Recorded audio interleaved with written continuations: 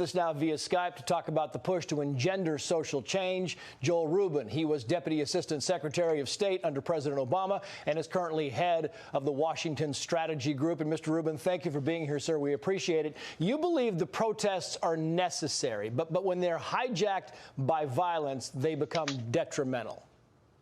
Well, Trace, it's great to be with you, and thank you for having this discussion. I do believe the protests are necessary.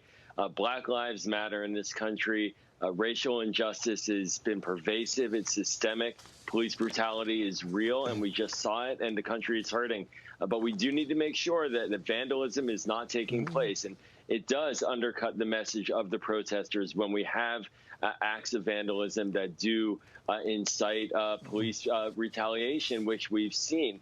But the protesters are largely peaceful, and that's the key thing. And we really need to make sure that those protests and those protesters and their message are what's getting out. And I think that the American people need to hear it, because we have serious, deep problems right now in this country in terms of racial justice. And I think by and large, you're right. Tonight, we're still looking at these pictures of Portland on the left-hand side of your screen, where there was some skirmishes, we believe, and the police came out with a statement saying, you know what, they pushed a little bit too hard, so we kind of pushed them back. But you're right. Overall, across the country, things have been much more subdued tonight than last night. But last night, when you saw these looters and the rioting and the vandalism, do you get the feeling, Joel, that maybe that protesters, the looters are doing this because they feel like the police are at a disadvantage and they can't really go after them full force?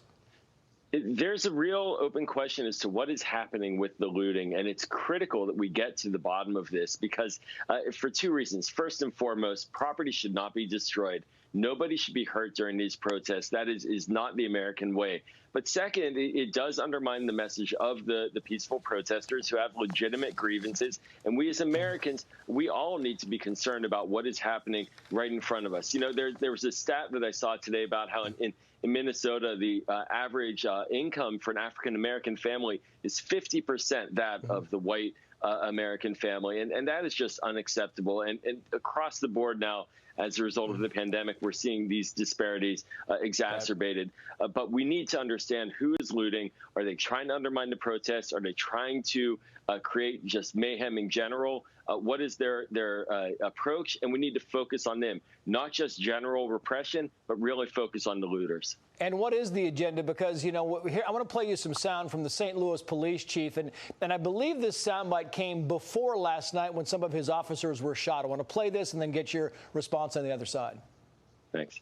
So again, what we don't understand is all the destruction and theft, because what does stealing have to do with any of this? And so folks came down there just to steal, just to destroy property, and just to hurt officers. And then late last night, we were on the air when 4 St. Louis police officers were shot. Thankfully, they are not life-threatening injuries, but nonetheless, when you've got 4 police officers shot, it becomes heavily detrimental to the whole message, and you can kind of feel the momentum of the movement kind of seeping out. Yeah, it's very dangerous and it's very damaging. In Washington, D.C., where I live, we have seen looters and vandals come in. And in fact, many of the peaceful protesters have grabbed them and taken them to the police to get them arrested. And so we have to also watch out for other types of influence that are coming in from extremist groups. And are these extremist groups just trying to create an anarchic situation? And what I hope is that the president doesn't fall prey to this and move the troops in as we saw, and move the American military into a position that it should not be in as well. American troops should never be moving on American civilians, certainly not peaceful protesters. The looters can't take control of this frame. I think that on both sides of the political equation, everybody can be united in that. You know, Joel, there's a lot of talk about police reform, and I know you worked on the Bernie Sanders campaign. You worked with some people who were very committed to police reform. When people use that phrase, in your estimation, what are they saying? When you talk about police reform, specifically, what do we mean? So police reform is a subset of criminal justice reform overall. And in police reform in particular, there are specific actions, outlying chokeholds, for example, ensuring that training and oversight is real and sustained. But broader in criminal justice reform, bail bond reform, ensuring that those who are arrested are not destroyed economically as a result. There's a whole plethora And President Trump did sign legislation to try to help with people who were incarcerated extensively and unfairly. That's part of the issue.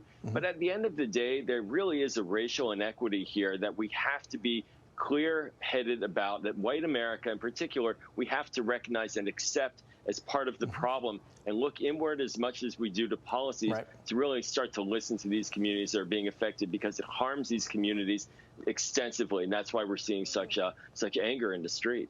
But some worry, and police unions are among them, that if we start to hamstring police officers by banning chokeholds. I mean, we saw for the past several months some things, police officers in New York doused with water, trash cans thrown on their police cruisers, the verbal abuse these police officers undergo. And it's one of those things where the unions say if we hamstring these officers too much, you're going to have more of what we're seeing on the streets in the past few nights.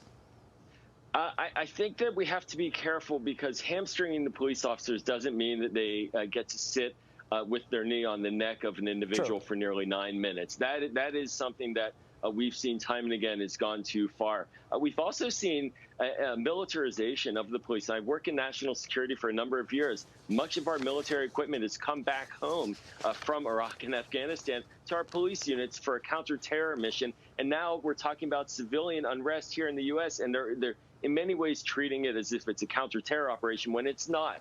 So training is critical in this. There must be ways to ensure that we don't harm the American population from our police. It undermines the police. Ultimately, the police and the community are bonded. The police work for us and they protect us. And the bond needs to be tight to ensure that we have safe communities. Right now, that bond is fraying. And with distrust means that it's going to be harder for the police to do their jobs as well. But clearly, when they're under duress and there's a violent act, there has to be different rules of engagement. But what we saw in the case of Mr. Floyd was so extensive and beyond the pale that it really does shine a bright spotlight on real need for reform.